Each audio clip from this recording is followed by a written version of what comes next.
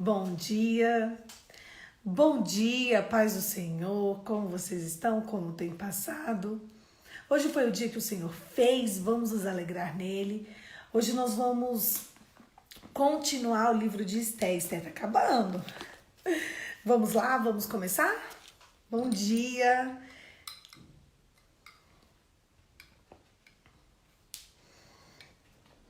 Hoje nós vamos ler Esté, capítulo 9. Eita! Pronto. Vamos lá? Esté 9. A vitória dos judeus. No 13º dia do 12º mês, do mês de Adar, entraria em vigor o decreto do rei. Naquele dia, os inimigos dos judeus esperavam vencê-lo. Mas aconteceu o contrário, os judeus dominaram aquele que os odiavam. Reunindo-se nas suas cidades todas as províncias do rei Xerxes para atacar o que buscava sua destruição. Ninguém conseguia resistir-lhes, porque todos os povos estavam com medo deles. E todos os nobres da província, os sátrapas, os governadores, os administradores do rei apoiaram os judeus, porque o medo que tinham de Mardoqueu havia se apoderado deles. Mardoqueu era influente no palácio. A sua fama espalhou-se pelas províncias e ele se tornara cada vez mais poderoso. Os judeus feriram todos os seus inimigos à espada, matando-os, destruindo-os e fizeram o que quiseram com eles. Na cidade de Suzã, os judeus mataram e destruíram 500 homens. Também mataram Passadata, Dalton, Aspata, Porata, Adalia, Aridata, Farmasta, Arizai, Aridai e Varizata, os 10 filhos de Amã, o filho de Amadeta, o inimigo dos judeus. Mas não se apossaram dos seus bens.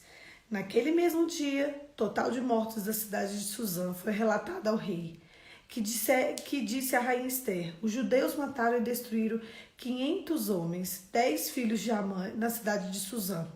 Que terão feito nas outras províncias do império? Agora diga qual é o seu pedido e você será atendida. Tem ainda algum desejo? E esse lhe será concedido.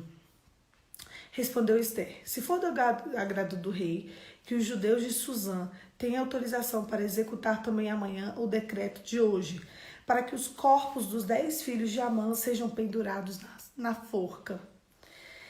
Então o rei deu ordem para que assim fosse feito. O decreto foi publicado em Suzã e os corpos dos 10 filhos de Amã foram pendurados na forca. Os judeus de Suzã ajuntaram-se no 14º dia de Adar e mataram 300 homens em Suzã, mas não se apossaram dos seus bens. Enquanto isso, o restante dos judeus que viviam nas províncias do império também se ajuntaram para se protegerem e livrarem os seus inimigos. Eles mataram 75.000 deles, mas não se apossaram dos seus bens. Isso aconteceu no 13º dia de Adar e no 14º dia descansaram e fizeram dessa data um dia de festa e alegria. A comemoração de Purim. Os judeus de Suzã tinham se reunidos no 13º e no 14º dia. E no 15º descansaram dele e fizeram um dia de festas de alegria. Por isso os judeus que viviam nas vilas do povoado comemoraram o 14º dia do mês de Adar como um dia de festa e de alegria um dia de troca de presentes. Por isso os judeus que viviam em vilas e povoados... Mardoqueu registrou estes acontecimentos e enviou cartas a todos os judeus de todas as províncias do rei Xerxes e próximas e distantes, determinando que anualmente comemorasse o 14º e 15º dia do mês de Adar, pois nesses dias os judeus livraram-se dos seus inimigos e nesse mês a sua tristeza tornou-se alegria. E o seu pranto no dia de festa. Escreveu-lhes dizendo que se comemorassem aquela data como dia de festa e alegria, de troca de presentes e de ofertas aos pobres. E assim, os judeus adotaram como costume aquela comemoração conforme o que Mardoqueu tinha lhe ordenado por escrito. Pois Amã, filho de Agagita, Amedata, inimigo de todos os judeus, tinha tramado contra ele para destruí-lo, lançar o pur, isso é, a sorte para a ruína da destruição deles. Mas quando isso chegou ao conhecimento do rei, ele deu ordens escritas para que o plano do maligno do Amã contra os judeus se voltassem contra sua própria cabeça.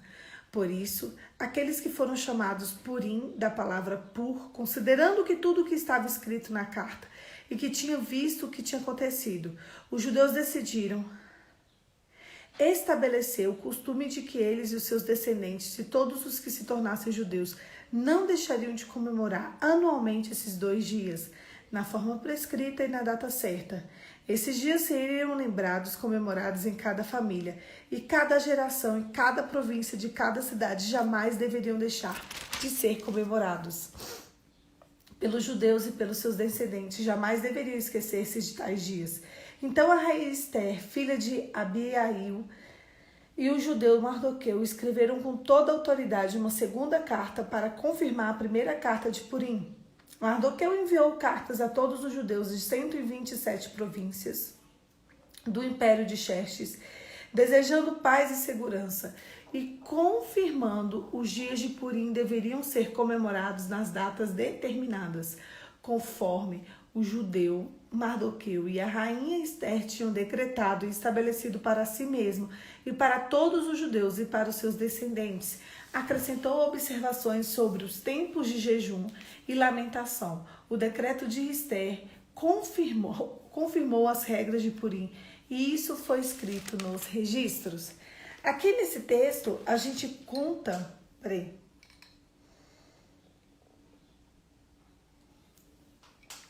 Aqui nesse texto é contado como foi feito a vitória do povo judeu. E aí você vira para mim e fala assim, Polly, que coisa linda. É porque quando Deus resolve entrar na sua causa, quando Deus resolve entrar na sua demanda, tudo muda.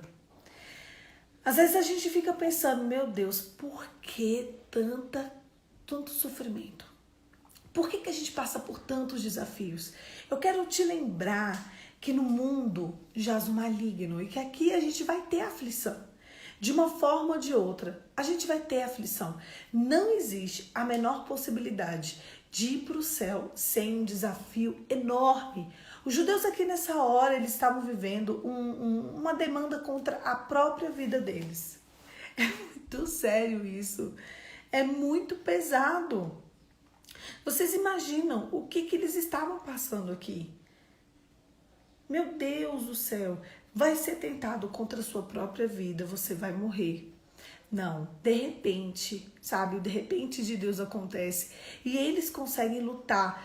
Quando vocês percebem, eu estava assistindo uma aula de atualidades e a professora falou o seguinte, o povo de Israel nunca perdeu uma guerra e ela não tem nada a ver com religião nem nada.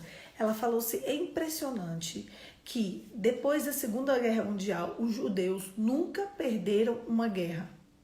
Mal sabe ela, coitada. Que é impressionante que os judeus nunca perderam uma guerra, nunca. Quando você é o povo escolhido de Deus, você é o povo escolhido de Deus e acabou. Quando o Senhor muda a sua sorte, Ele muda a sua sorte e acabou. O povo de Israel é a prova de que quantas vezes eles vão, deixam de adorar e voltam, sabe? Eles se esquecem, desviam para a direita, desviam para a esquerda e voltam. E o Senhor sempre ali acolhendo, livrando e cuidando deles. As pessoas até hoje não conseguem entender como o povo de Israel mora lá, né, em Jerusalém, mora ali naquelas cidades e eles não são tirados de lá. Eles convivem junto com os palestinos em uma cidade que é um fogo cruzado e ninguém consegue tirar eles de lá. Como os povos reconheceram ele, conseguiram devolver aquelas terras para eles. E até hoje, não adianta, quem toca no povo de Israel morre. Simples assim. Sabe? É como se eles sempre tivessem na verdade eles sempre têm o favor de Deus. Só que você precisa entender uma coisa. Através do sangue de Jesus, Você tem o favor de Deus. Mas, Polly, por quê? Por quê? Vou explicar. O povo escolhido de Deus é o povo de Israel. E por que eu tô contando isso para vocês? Porque existem dois tipos de Israel. O Israel físico, que vocês sabem onde ficam, lá no Oriente Médio, papapá. E o Israel espiritual. O Israel espiritual é aquela pessoa, é uma pessoa. Ela decidiu ser igreja, ela decidiu confessar Jesus como seu único salvador. Ela decidiu estar diante de Deus.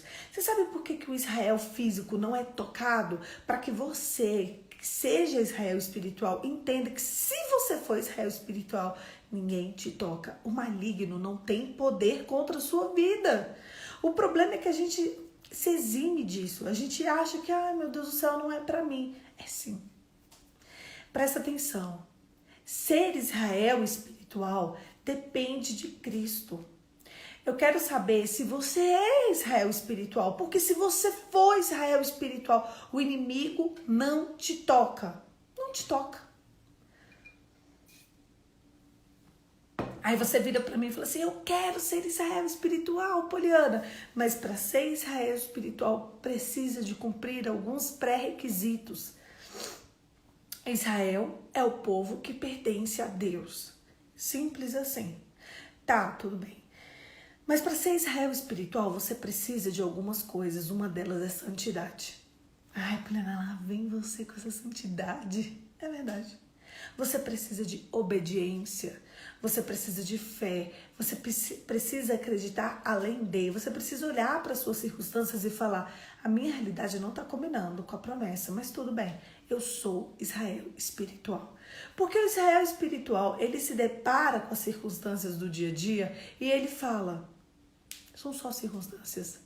Existe uma salvação para minha alma. Existe uma salvação para a alma de quem está por aqui. Existe um retorno. Existe um sangue que me lavou de todos os meus pecados.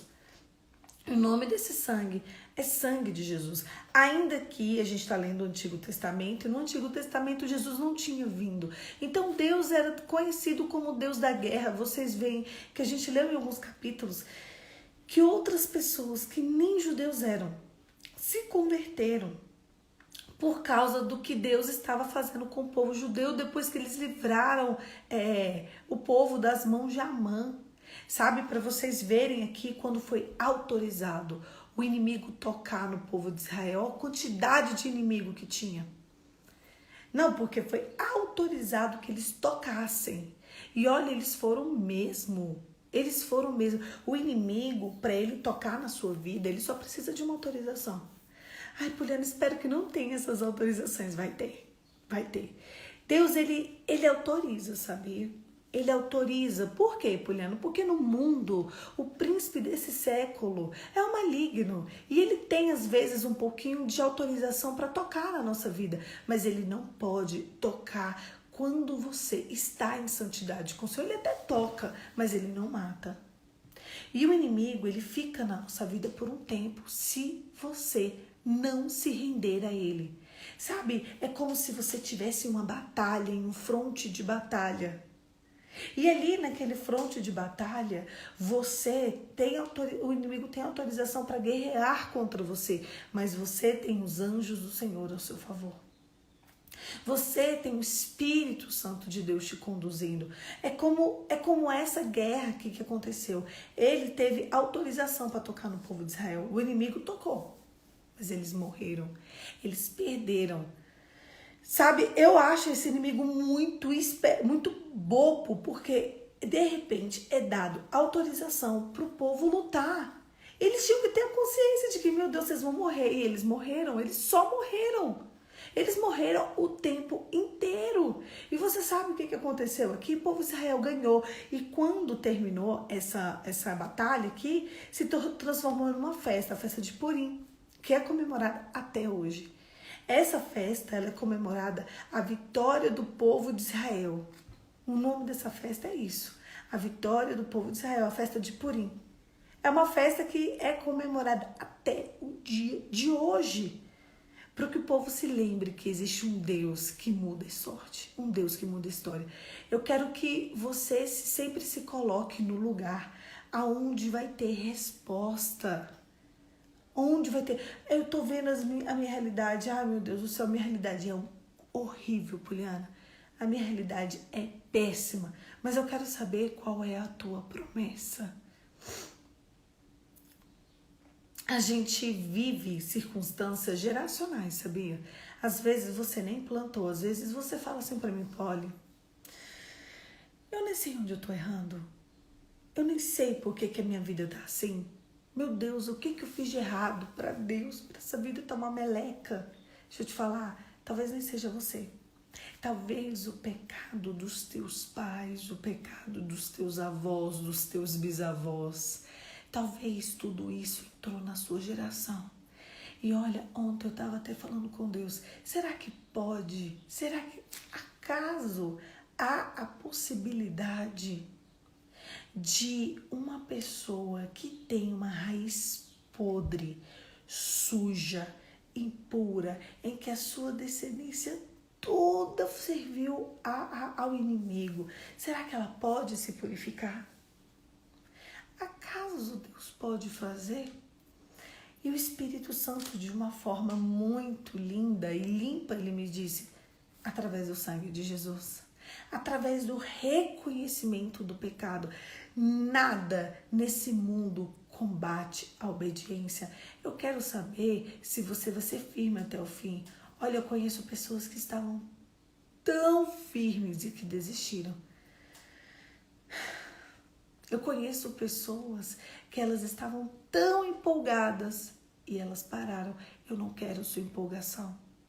Eu não quero. Para de ser empolgado. Eu quero que você entenda que o reino de Deus ele é tomado por esforço. Talvez você vai ter que garimpar um campo novo. Será que você não é o tipo de pessoa que foi convidada pelo céu para garimpar um campo novo? Ah, Poliana, tinha que ser logo na minha vez. Que bom que chegou até você. Que bom. Você talvez está passando por isso tudo para você garimpar um campo novo, um campo de decência, um campo de santidade, um campo de paz, um campo cheio do Espírito Santo. Se você não teve uma estrutura familiar para que o ambiente espiritual fosse condicionado à adoração, propicie você isso, que você seja a primeira geração de pessoas que adoram o Senhor em espírito e em verdade. E ainda que você não faça ideia de como adorar o Senhor, fale isso para Ele. Senhor, o negócio é o seguinte, a minha raiz é tão suja. E eu mesma me tornei tão suja que eu nem sei se eu sei te adorar. A questão é que muitas pessoas querem a bênção de Deus, querem a mão de Deus, querem o cuidado de Deus. E eles se esquecem que Deus só cuida de 2 povos. Deus não cuida dos outros povos. Eu quero saber se você é o Israel físico. Não, você não é. Nós não somos. Mas nós não somos largados no mundo, porque nós somos o Israel espiritual. Nós fomos enxertados na oliveira verdadeira. Esse é o ponto. Você precisa saber quem você é. E a gente só vai saber quem a gente é se a gente olhar para o Pai. Quem é que traz a raiz? É o Pai. Sabe? Veja bem, o meu nome é Poliana Graziele Abreu Damascena. Poliana Graziele foi assim que meu pai e minha mãe queriam o nome composto. Eu amo. Nossa, eu acho lindo. Nossa, Poliana, que coisa brega. Brega pra você, porque eu gosto. Poliana Graziele, meu nome, né? Meu prenome, meu nome. Ok. Abreu vem da família da minha mãe. Damascena, da família do meu pai. Quem determina o sobrenome, quem coloca um ponto final no sobrenome é o pai. Presta atenção, por isso que eu digo para vocês, obedeçam os preceitos do mundo. Uma mulher que casa e não coloca o sobrenome do marido, ela incorre em falta de pertencimento. Vocês precisam prestar atenção nessas coisas.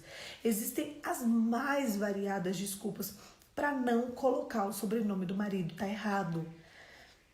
Porque na hora da sua descendência, quem vai determinar é o pai. Precisa ser determinado pelo pai. Por quê, Poliana? Porque quando o seu filho tiver o sobrenome do pai, ele precisa saber que quem determina é o pai. É o pai. Não coloque a sua maternidade, as mulheres, na frente do pai. Porque quem traz essa característica é o homem. Porque quando a gente se vê no pai. As pessoas,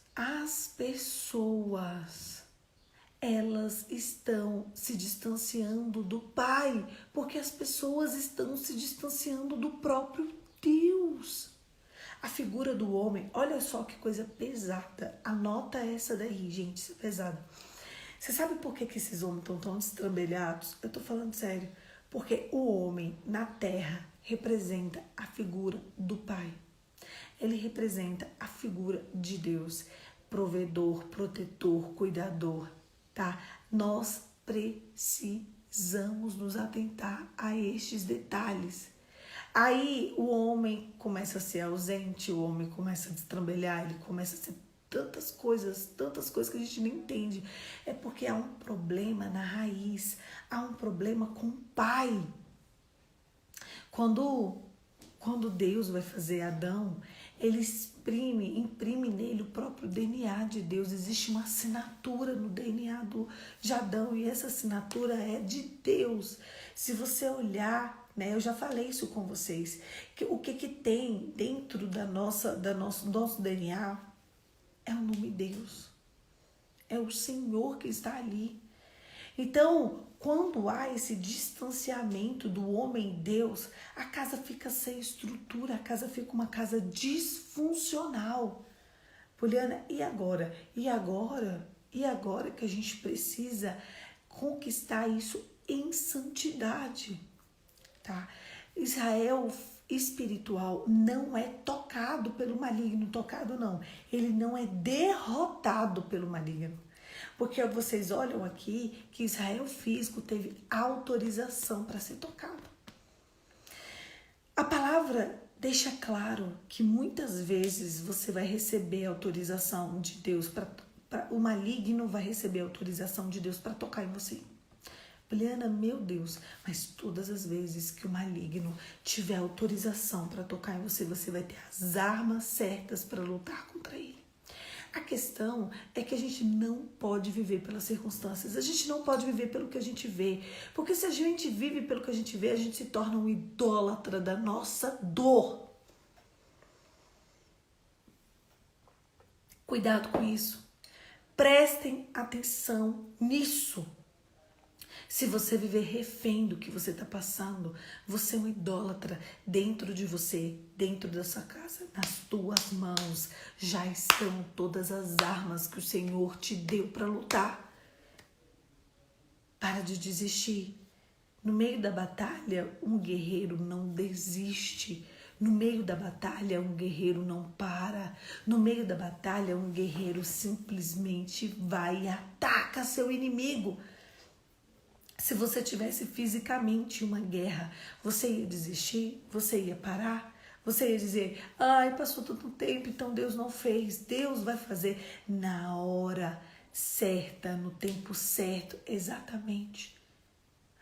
Cuidado, a gente ama idolatrar a nossa dor. A gente ama. Olha, depois que eu aprendi que a dor, ela serve de idolatria. É quando você coloca você no centro, existe o centro, né? O eixo da nossa vida. E esse eixo tem que estar Jesus. Se você coloca qualquer coisa lá dentro, você se afasta do que é o eixo central da sua vida. E muitas vezes a sua dor, ela serve de ponto de idolatria, porque você faz tudo em volta da sua dor. Cuidado! se você está sentindo demais, se está doendo demais, talvez Deus te deu isso aí de presente para mortificar a sua carne. Talvez se você não estivesse passando esse desafio, você jamais estaria próximo do Pai. Muitas vezes o inimigo toca na nossa vida, sabe? É permitido para ver se a gente olha para o nosso Criador. Existem 2 tipos de toque do maligno. 2 tipos. Um é pecado mesmo, tá? Um é quando você está em pecado, então você abre um monte de brecha, o inimigo te toca.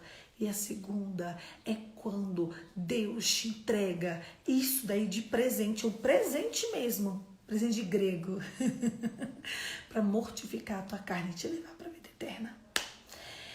Como ela enfrentou este desafio? Como ele passou por isso? Talvez Deus esteja te entregando este presente para mortificar sua carne. Eu quero que você analise o seu desafio agora e pense: eu estou passando isso porque eu errei, ou eu estou passando por isso para que Deus mortifique a minha carne? Analisa onde você está nessa história. Primeiro ponto, para o inimigo não levar você, não te matar. Porque o inimigo ele vem para matar a gente, né? E eu quero saber, primeiro ele mata, ele destrói a nossa pureza, ele rouba os nossos sonhos, né? E ali acabou. Isso é o que o povo do mundo vive. Mas nós que somos de Deus, nós temos a consciência que somos Israel espiritual por causa do sangue de Jesus. Aí eu quero te fazer uma pergunta. Presta atenção. O que você está vivendo? Não idolatra a sua dor. Supera isso aí. É muito fácil para você. Não, gente. Ou você respira fundo, toma fôlego, levanta as mangas e segue.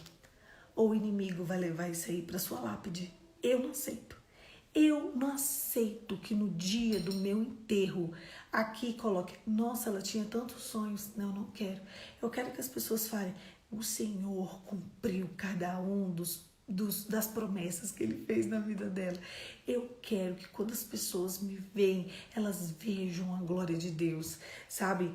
Eu não quero que eu seja só os testemunhos vividos. Eu quero viver novas coisas. Eu quero chegar aqui e eu contar a gente: olha, Deus levou tantos anos, 10, 20, 30 anos para fazer, mas fez. No tempo certo, na hora certa. Talvez eu abri espaço para o inimigo tocar e ali eu me realinhei. O Senhor mudou minha sorte. É impossível. Sabe o que é impossível? Aquilo que é impossível para você? Que bom. Que bom. Então você está dentro do esquema de Deus. Aquilo que é totalmente impossível para você. Olha, né? Impossível. Que bom. Que bom que você vive o que é impossível. Porque se você viver o que é impossível, você sabe que não é você que faz, é o teu Deus. Eu quero ler só 2 partezinhas para a gente se encaminhar para o final. Ele falou assim, deixa eu ver aqui. Pois nesses dias, Mardoqueu registrou esses acontecimentos e enviou cartas a todos os judeus, todas as províncias de Xerxes, próximas de distâncias, determinando anualmente que se comemorasse o 14º dia do 5º mês de Adar. Pois nesses dias os judeus livraram de seus inimigos. Nesse mês sua tristeza se tornou em alegria, o seu pranto no dia de festa. Escreveu-lhes dizendo que comemorassem todas as datas como o dia da festa de alegria e troca de presentes e ofertas aos pobres. Ah, Poliana, por que eu tenho que ofertar? Poliana, você fala de oferta. Quem é Israel espiritual não fica sem ofertar. Toda oferta é uma adoração. Existem 2 tipos de oferta, na verdade 3. Dois tipos e um tipo é em 2, assim, vou fazer assim. O primeiro tipo de oferta é a oferta entregue no altar para ser queimada como aroma suave às narinas de Deus. E o segundo tipo de oferta são 2, mas é uma. É oferta sobre pessoas. Ou você oferta dinheiro na vida de pessoas, ou você oferta coisas. Simples assim. Quem é Israel espiritual entrega oferta para ser queimada no altar? Quanto tempo você não entrega uma oferta para ser queimada no altar? Quando passa um mendigo por você, quando passa, o que você faz? Sai daqui, praga ruim! É assim? Deixa eu contar uma para vocês, só para vocês caírem para trás. Você sabe o que a Bíblia diz? Me dá referência. Não vou dar. Tô brincando. Lá tem no livro de Gênesis essa referência, lá na parte de Abraão. E tem também no Novo Testamento, só que eu esqueci agora onde está. São duas referências. Que existem anjos com formato de homens. E existem anjos com formato de homens que vêm recolher ofertas diretamente da sua mão. Existem anjos vestidos de mendigos, só para saber como é que está a oferta das tuas mãos. E não sou eu que digo, é a palavra. Meu Deus, se o mendigo que apareceu na sua vida ontem, anteontem, antes de ontem, era um anjo para receber uma oferta queimada, me responde o que ele recebeu de você. Sabe? É assim. Você tá com desafios, um desafio, e de repente Deus manda um anjo para receber uma oferta queimada diretamente. Ele recebeu o quê? Me desculpa, todas as vezes que eu vejo um mendigo na minha frente, eu penso, meu Deus, e se ele é um anjo? Eu vou lá, cadê um dinheirinho? Porque se for um anjo, ele vai receber minha oferta queimada no altar. O dia que eu li isso na palavra, eu nunca mais deixei de dar uma oferta a um mendigo de rua. Quem me fez mudar a minha história foi a própria palavra.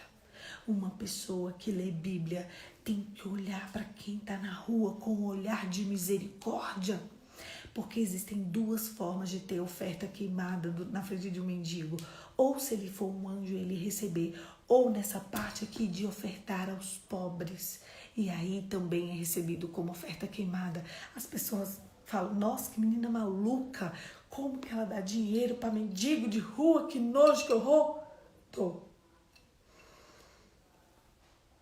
Ainda questionam, fulano, o dinheiro é seu? Então dá para mim. Eu falei, você quer esmola? Você quer esmola? Você tá tão pobre o suficiente que você quer esmola?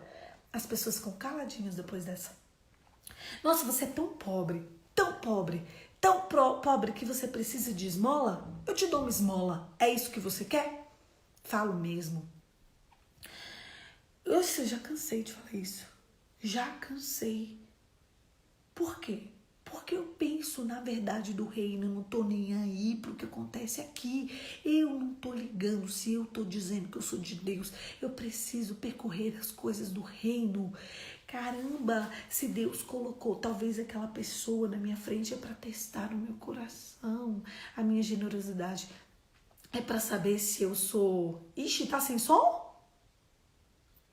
Sumiu o som aqui pra Tati. E aí? Me responda. Ai, meu Deus. Acabou o som? Me responda, gente. Quantas pessoas tem na live? Escreve. Tem som ou não? Tá normal ou não? Senão eu vou desligar. Pronto, galera. Vou continuar. Tati vai e volta. Ela tem que sair e voltar. Ai, que susto. Obrigada, gente. Vamos lá. Até suei frio aqui. Eu vou desligar, já vou desligar, porque esse Instagram tá só me pagando um trote. Então, o que você precisa saber é que o Senhor te entrega provações mesmo para você saber. E quando existirem,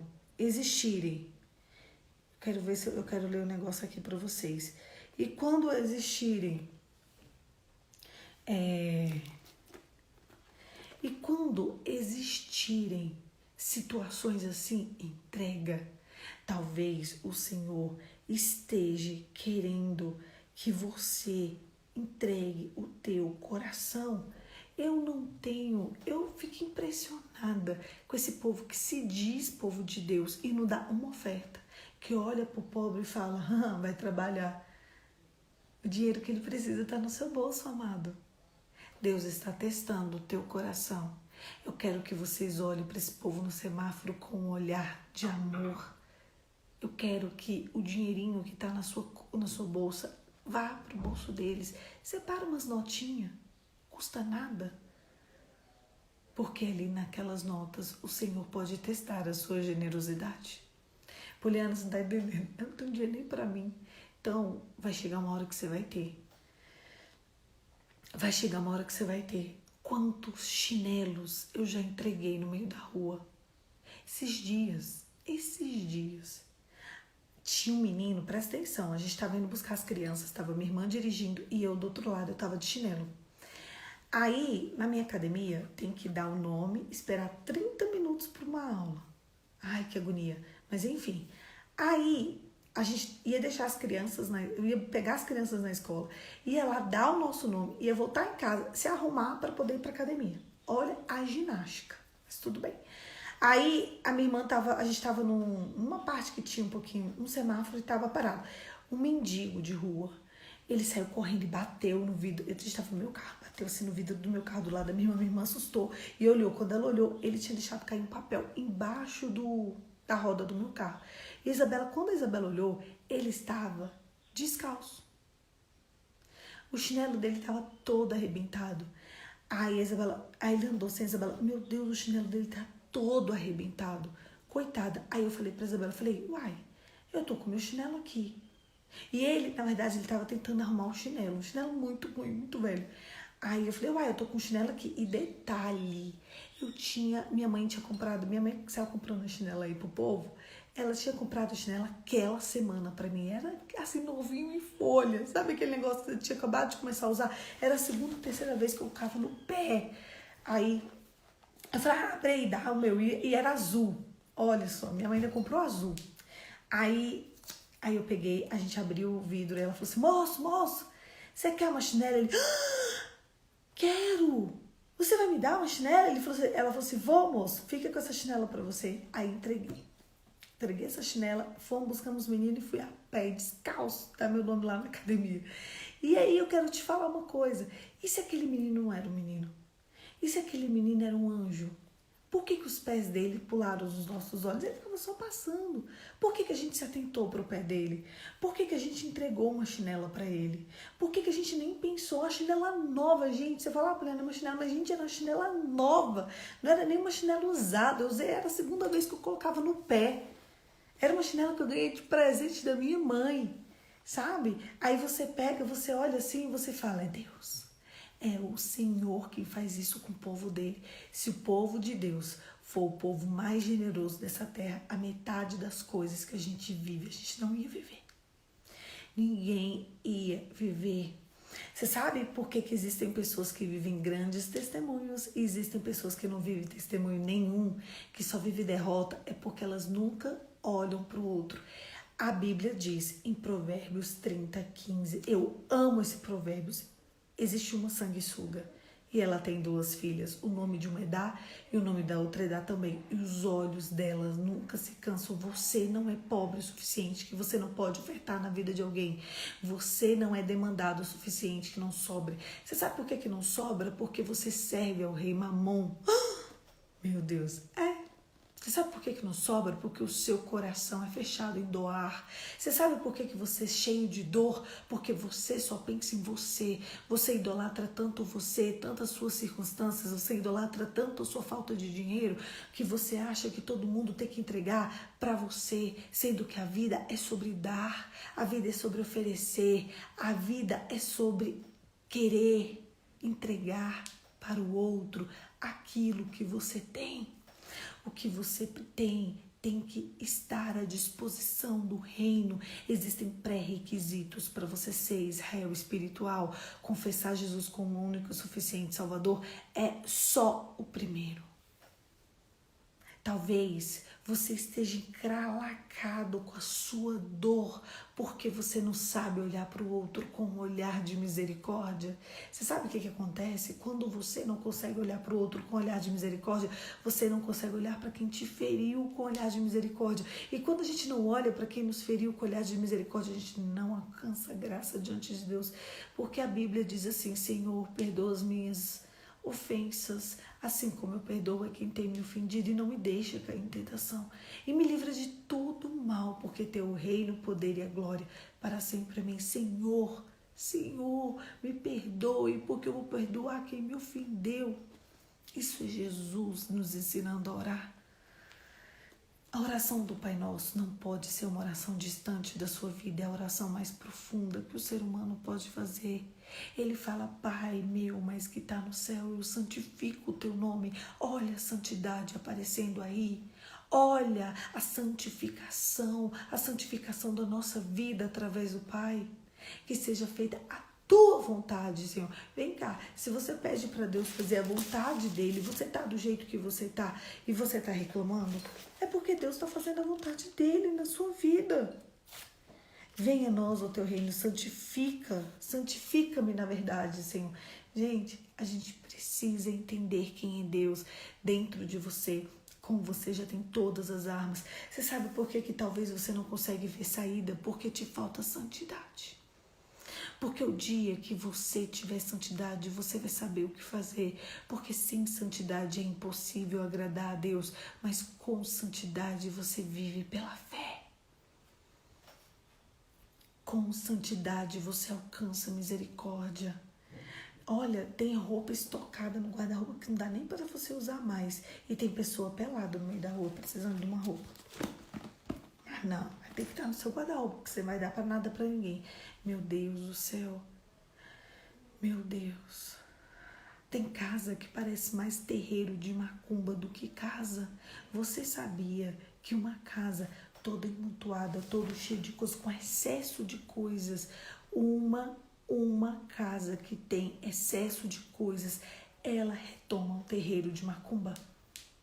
Se a tua casa tem um montoeiro de coisa, tira agora. Tira agora. Não tira mais tarde, não. Você tira agora. Porque excesso de coisas para você é uma oferenda. Você oferenda. Entendeu? Tem um salmo aqui que uma seguidora colocou, eu vou ler para vocês.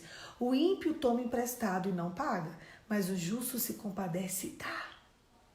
O justo se compadece e dá. Cuidado para você não estar fazendo da tua casa um terreiro de oferenda. Oferenda ao maligno. A tua casa tem que ser chamada casa de oração. Casa de oração, tudo em ordem, tudo limpinho. Pega e tira os entulhos agora, porque entulho, tudo que está muito tumultuado, tudo que está muito cheio. Se o seu guarda-roupa está cheio de roupa, se o seu armário está cheio de bolsa, se você está cheio de sapato que você nem usa, você tira agora, porque tudo isso retoma a uma oferenda ao maligno. Uma oferenda ao maligno. Coisas entulhadas, coisas sem uso. Isso é a serviço do rei Mamon. Talvez você esteja com o rei Mamon, que é um demônio que toma a ganância do seu coração. Talvez você não tenha nem dinheiro, mas seja um servente do rei Mamon, porque você simplesmente entulha tudo. Mãe que tem filho, que tem excesso de brinquedo, é um problema? É um problema? Excesso de brinquedo, excesso de coisa, excesso de bolsa, excesso de talher, excesso. Você não precisa do excesso. Sabe o que o salmista diz? O salmista é o rei Davi. Ele me diz, Deus, não me dá pouco a ponto de eu não precisar roubar para matar a minha fome. E não me dá muito a ponto da ganância não subir no meu coração. Meu Deus, a gente precisa ser povo de Deus. Povo de Deus, ele é apto a entregar, apto a ofertar. A Bíblia diz assim, se você tem 2 túnicas, entrega uma. Entrega uma. Entrega uma. Gente, pelo amor de Deus, a gente precisa ser povo de Deus. Começa a questionar para o seu Deus. Como que eu vou ser povo de Deus? O maligno, ele tá entregando, tá pegando a nossa vida, tá entrando e não quer sair. Mas a gente mesmo abre espaço para ele ficar. Tem uma pergunta aqui sobre jejum, deixa eu ver aqui. Poli, guia estou de jejum e tenho que orar várias vezes, se começar 6 da manhã, no meio do dia, e orar quantas vezes se eu tiver no trabalho ou em outro lugar. Meu Deus, que confusão! Você vai fazer o seguinte, você vai pegar e você vai olhar os destaques chamados jejum e glutão. Lá tem a sua resposta, tá bom? Lá está exatamente a sua resposta. Eu já escrevi isso aí, tá lá nos destaques, vocês também. Todo mundo vai lá olhar. E vai ter aulão de jejum para quem fechou conselhos práticos da Poli também. Então, a gente precisa saber, mas só para te responder assim, tá? Depende do propósito que você faça. Eu gosto de acordar de manhã e já entregar os meus jejuns, já conversar com Deus. Antes de estar aqui com vocês, eu já conversei com Deus sobre os meus jejuns. Eu já lembrei o céu e o santo do que eram os meus jejuns. Eu já fiz isso. Eu faço isso quando eu acordo. Então, cada um vai ter a sua dinâmica com Deus. Se você quiser fazer isso 3 vezes por dia, é do seu coração. Você é livre para orar. Eu, Poliana, gosto de acordar e conversar com Deus sobre os meus jejuns e depois eu sigo meu dia, tá bom? Todos os dias.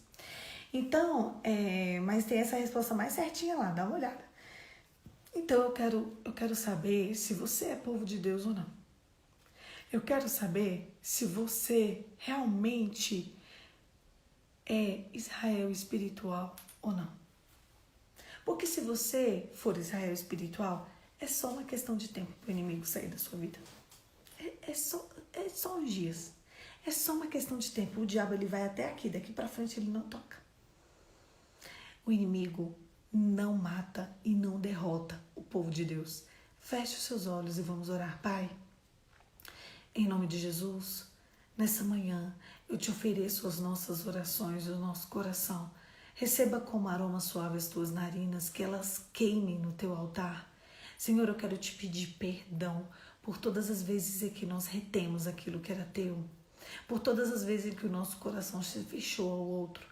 Por isso que a gente não consegue se compadecer nem da gente, nem do outro, nem de quem nos feriu. Se a gente não consegue olhar com um olhar de misericórdia para as circunstâncias, a gente não consegue nada. Eu quero te pedir perdão, Senhor. Perdão por todas as vezes em que nós nem sabíamos, mas nós estávamos a serviço do príncipe desse século. Espírito Santo de Deus, faça morada em nós, santifique-nos na tua vontade. Venha o teu reino, Senhor. Que seja feita a tua vontade na nossa vida. Nessa manhã nós queremos que a nossa oração queime como aroma suave as tuas narinas. Espírito Santo de Deus, não se afaste de nós. Nos guie pelo caminho da verdade, da justiça e do juízo. Em nome de Jesus. Amém. Amém, queridos. Eu quero que o seu coração esteja totalmente inclinado a amar o Senhor, sabe? Não idolatre a sua dor. Se o povo de Israel tivesse idolatrado aquilo que eles estavam passando, oh meu Deus, eles não tinham alcançado a vitória, sabe? No meio da história, vocês viram? De novo o rei pergunta. Esther, tem mais alguma coisa que eu posso fazer por você? Ah, gente, presta atenção, vai chegar um dia, vai chegar uma hora, vai chegar um momento em que a tua adoração vai chegar tanto diante de Deus que o próprio Deus vai te perguntar: tem mais alguma coisa que você queira, minha filha? Tem mais alguma coisa que você queira, meu filho? Olha, eu já te dei estratégias, eu já te dei a vitória, eu já te dei conquistas, eu já coloquei seu primo aqui. Tem mais alguma coisa que você queira que eu faça? Porque você é rainha, porque você é a minha amada. Vai chegar uma hora em que o teu coração vai estar tão santo, tão limpo, tão puro, tão justo, tão verdadeiro, tão fiel, tão digno, que o próprio rei vai virar para você e vai perguntar: tem mais alguma coisa que você queira? Tem mais alguma coisa? Não por merecimento, mas por graça, mas porque você entendeu o caminho da salvação. Tem mais alguma coisa? Vai chegar uma hora em que o Senhor vai se inclinar ao seu favor. Vocês sabiam que todos os dias Deus olha para a humanidade e Ele vê Ele busca e ele procura corações. Ai, gente, na viração do dia, Adão e Eva se encontravam com Deus no jardim. Eles perderam o jardim, mas Deus continua no mesmo lugar. E quando ele tinha que andar com Adão e Eva, ele se inclina, ele sai do trono dele, ele se inclina para a humanidade. E quando ele se inclinar para a humanidade, qual o coração que ele vai achar? O que ele vai fazer? Ele vai olhar e ele vai tentar encontrar um coração que esteja adorando ele em espírito e em verdade. Que o teu coração seja o primeiro coração que Deus encontrou. Que o teu coração seja a primeira pessoa que veio na boca de Deus. Sabe? Quanto mais de Deus você é, mais de Deus você vai ter para dar e para emprestar para os outros. Se Deus hoje, na hora que Deus for se inclinar para a humanidade, Ele vai achar seu coração? O que você vai ter feito? Eu quero que você pense nisso. Todos os dias, Deus dá uma espiadinha na humanidade. E Ele vai atrás de corações. Quando Ele for atrás do seu, será que Ele acha? Será que o Senhor vai achar o teu coração? Eu espero que sim. Comece a se comportar feito Israel espiritual. Porque isso vai fazer toda a diferença no pertencimento a Deus. Deus só olha para dois povos. Israel físico e Israel espiritual. Só. Quando ele olha para Israel espiritual, ele busca um coração. Só. Quando ele olha para Israel físico, ele pensa, meu Deus, o meu povo está precisando de proteção aqui, deixa eu dar uma proteção. Gente, só. Peraí, deixa eu ver a oliveira enxertada aqui. Ah, tá. Deixa eu ver aqui. Ele tem um coração brilhando. Você quer mais alguma coisa, filha? Imagina se hoje o próprio Deus te pergunta, filho, você quer alguma coisa? Sabe, tudo isso que você está passando acaba em um piscar de olhos. Filho, nossa, você quer que mude essa situação? Eu vou mudar agora. Acabou. Então, todo esse tempo que você passou esperando vai acabar. Que o teu coração hoje seja encontrado pelo Rei. Que quando o Rei te olhar, Ele te veja. Ele não só te olhe, mas Ele te veja. Eu falo para Deus, quando o Senhor se inclinar para a humanidade, olha para mim. Direto eu faço essa oração. Senhor, quando o Senhor te dando uma espiadinha, lembra de mim? Lembra da Polly? Direto, eu estou assim dirigindo e eu falo, será que é agora que o Senhor vai se inclinar para a humanidade? Será que é agora, Senhor? Será que é nesse momento? Se for nesse momento, olha para mim. Olha para mim. Olha para mim, Senhor. Por favor. Quando o Senhor olhar para o teu povo, ver o meu coração, que eu estou aqui verdadeiramente te adorando. E se eu tiver com alguma má inclinação, santifico a minha vontade para ti, Senhor. Seja feita a tua vontade e não a minha. Se eu acredito que eu sou uma mulher de Deus, eu preciso entender que as coisas acontecem diante da vontade de Deus e não da minha. É isso. Que dia lindo. Amanhã a gente termina o livro de Esther.